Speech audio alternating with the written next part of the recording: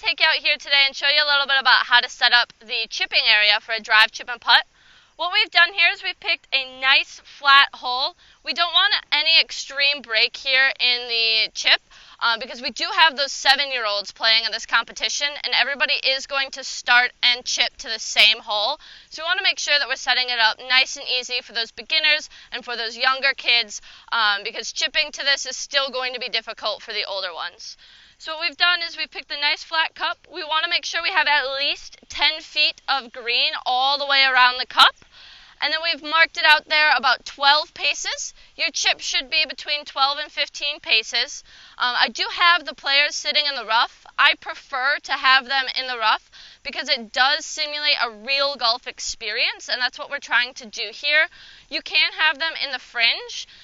If you do set it up in the fringe, you will need to remind your volunteers and the players that they are not allowed to use a putter. That's the only club in their bag that they're not allowed to use at this station.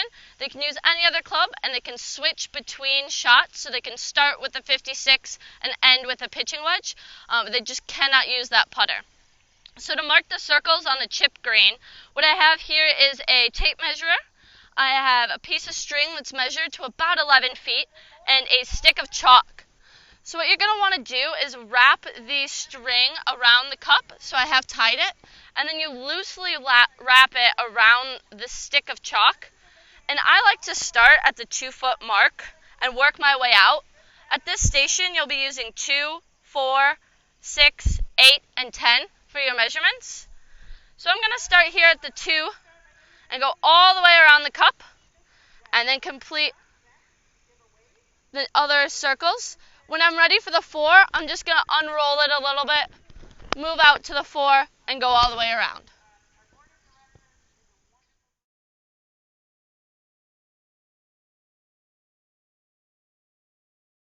So for marking the circles on the putting surface, a regular sidewalk stick of chalk works great. If your putting surface is wet or damp in the morning, a darker color is going to show up and last all day. So you're going to want to look for a blue or a purple. And if your chalk pack has it, black is always the best. This one does take a little bit more time to come off the putting surface, but you can get the sidewalk chalk off with a hose, or it will come off in about 24 hours. If your putting surface is dry, then using a white, yellow, blue, purple, or black is going to work as well. You have a little bit more color options if the putting surface is dry, but if it's wet, try to steer towards those darker colors and it's really going to pop.